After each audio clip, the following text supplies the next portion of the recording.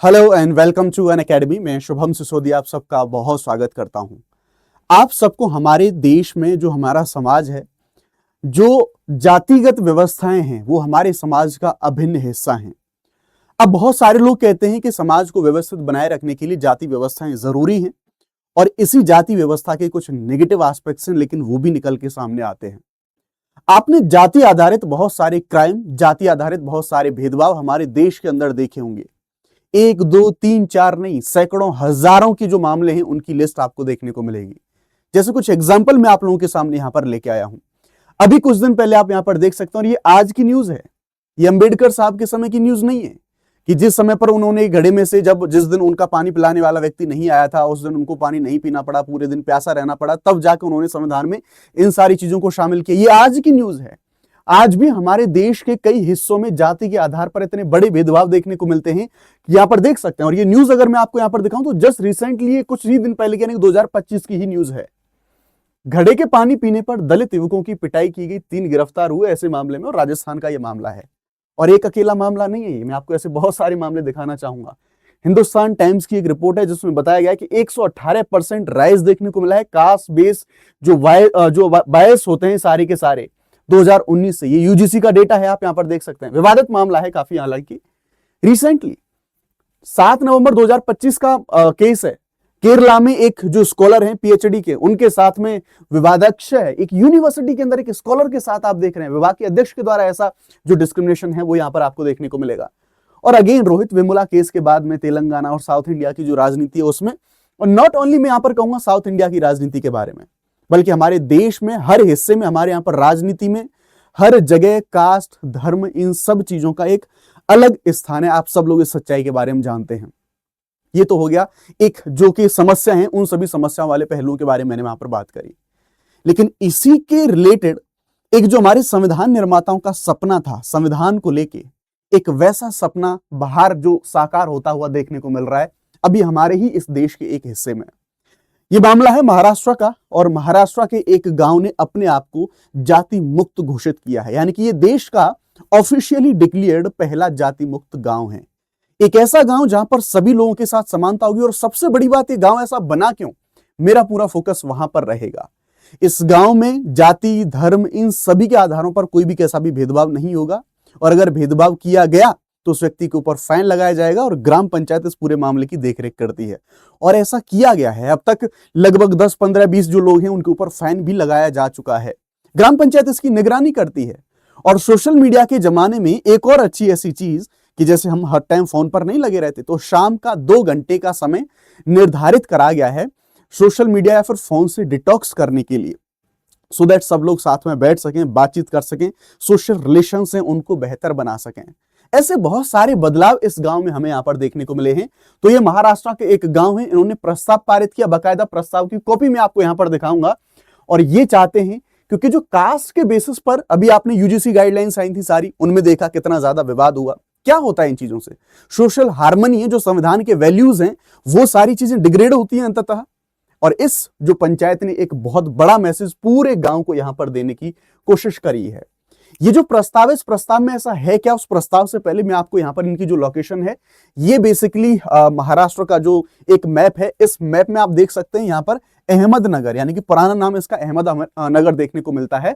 अभी इसको अहिल्या नगर यहां पर बोला जाता है। तो यहां पर मैं आपको दिखाने की कोशिश कर रहा हूं कि इस गांव ने इस पहल की शुरुआत यहां पर करी है। और फरवरी में ही इसमें जो साउंडाला गांव है, ग्राम सभा एक जो विशेष बैठक है यहां पर आयोजित करी गई, और सर्वसम्मति से इस गांव को जाति मुक्त घोषित करने का जो प्रस्ताव है वो प्रस्ताव पारित करा गया। यहां पर बोला गया है जाति, धर्म, पंथ, नस्ल, इन सब के आधार पर कोई भेदभाव नहीं होगा। हर एक व्यक्ति, ऊंच नीच कुछ भी नहीं। एक कहते हैं ना, जैसे एक आदर्श चीज, जैसा सपना देखा था हमारे संविधान निर्माताओं ने, वैसा गांव। पर क्या सच ये हो पाएगा, सवाल यहां पर बड़ा ये भी उठता है। अपनी राय आप कमेंट सेक्शन में मुझे बता सकते हैं। इन लोगों ने बड़ी एक अच्छी बात कही। इन्होंने कहा हमारा धर्म मानवता है, मानवता सर्वोपरि है, और जब हमें जरूरत पड़ती है तो सीधी सी बात है, जब खून की जरूरत पड़ती है तो नीला लाल कुछ भी देखने को नहीं मिलता, हम सब लोग एक जैसे हैं।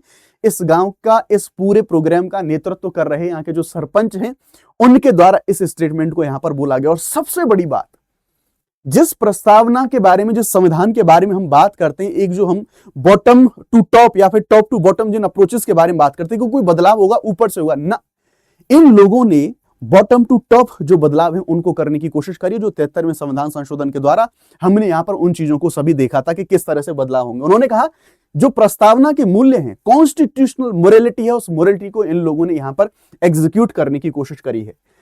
ये वो प्रस्ताव की कॉपी है जो प्रस्ताव बकायदा इस विधानसभा ने यहां पर पारित करा है। आप यहां पर देख सकते हैं ग्राम पंचायत कार्यालय, और यहां पर इन्होंने अपनी इस पूरी बैठक में इन सभी चीजों के बारे में डिटेल से बताया है। और ये पूरा यहाँ के जो सरपंच हैं वो इस मामले को पूरा यहाँ पर लीड कर रहे हैं। वो कह रहे हैं कि हम तो प्रस्तावना है, उस प्रस्तावना में जो हमारे मूल्य दिए गए हैं, जो संविधान में बात करी गई है, उनके हिसाब से हम यहाँ पर चल रहे हैं।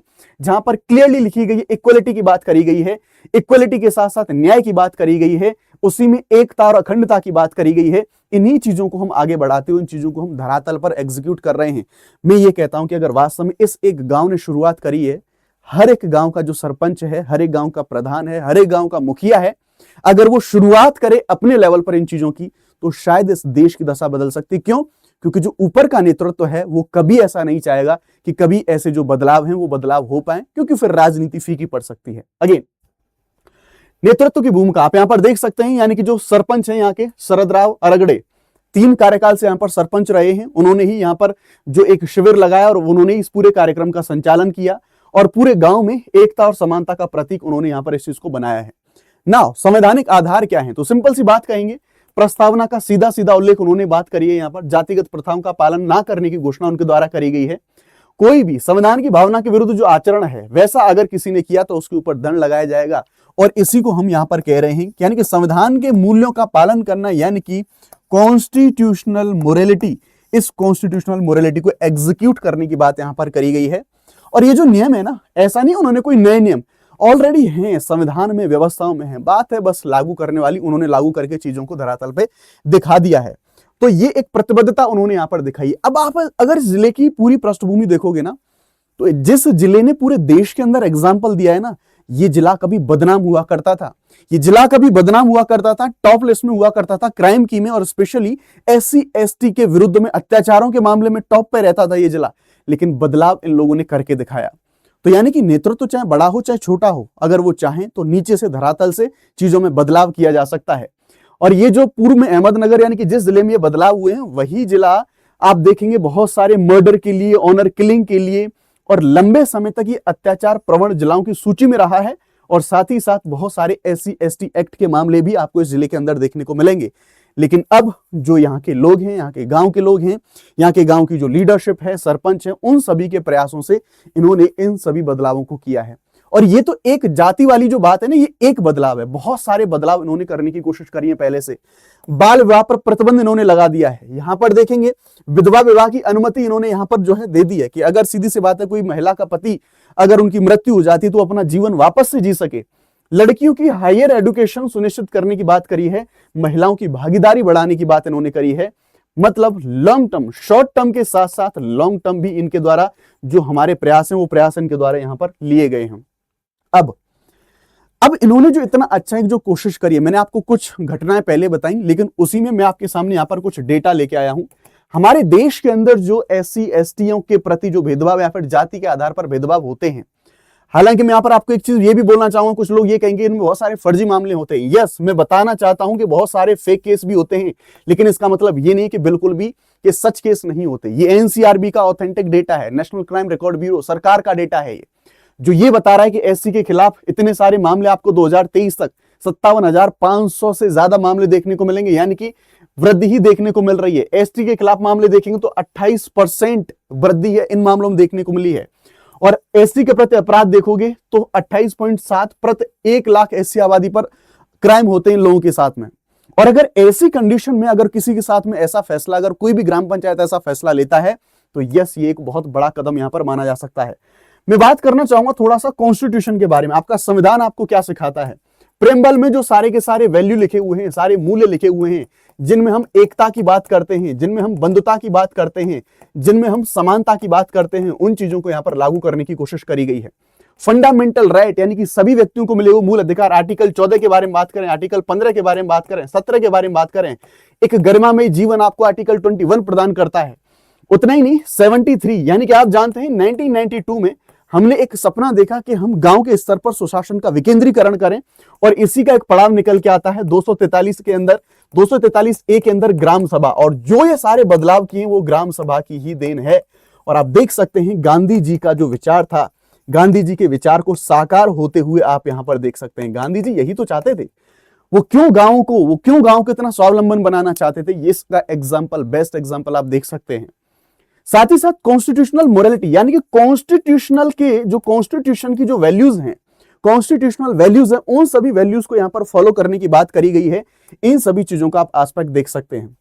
जैसा मैंने बताया कि इस पूरे मामले में ग्राम सभा की जो भूमिका है, बड़ी भूमिका आपको यहां पर देखने को मिल सकती है। और ग्राम सभा की भूमिका यहां पर आपको सामाजिक सुधार के प्रस्ताव पारित करना, यानी कि यह सबसे बड़ी बात यह है कि ग्राम सभा का रोल इस मामले में इतना बड़ा देखने को मिला है कि ग्राम सभा केवल एक प्रशासनिक इकाई नहीं है, वो केवल ये नहीं है केवल नाली और सड़कें बनाने वाला एक निकाय हो, नहीं, सामाजिक बदलाव करने का एक जो बड़ा एग्जाम्पल है।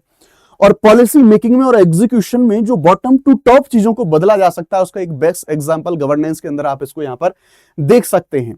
ठीक है, सामाजिक विवादों में मध्यस्थता करना, ये सारे काम हैं। और ये एग्जाम्पल इसको यहां पर दिखाता है कि सामाजिक बदलावों में ये जो ग्राम सभाएं होती हैं, मेजर और सबसे बड़ा रोल यहां पर ये प्ले कर सकती हैं। आपके विचार कमेंट सेक्शन में सादर आमंत्रित हैं। 2 शब्द आप यहां पर बता सकते हैं। अनअकैडमी के प्लस कोर्सेज के साथ यूपीएससी की तैयारी के लिए आप जुड़ सकते हैं, जहां पर Indian polity, constitution, international relations आप मेरे साथ पढ़ेंगे। फॉर मैक्सिमम डिस्काउंट आप SSYT लाइव इस कोड का आप इस्तेमाल कर सकते हैं। ये हमारे सारे के सारे डिस्काउंटेड प्राइजेस हैं। ये केवल ऑफर कल तक के लिए सीमित है। आप टेस्ट सीरीज है ऑनलाइन ऑफलाइन अपने घर तक इसको यहां पर मंगवा सकते हैं। फ्री क्लास अनअकैडमी के प्लेटफॉर्म पर हमारी होती है। डेली 9 बजे ये क्लास होती है। अनअकैडमी पर जाइए, शुभम सिंह सर्च करिए, फ्री क्लास सेक्शन में डेली 9 बजे आप PM मेरे साथ यहां पर जुड़ सकते हैं। ये था पूरा मामला। Thank you very much. जय हिंद, जय भारत।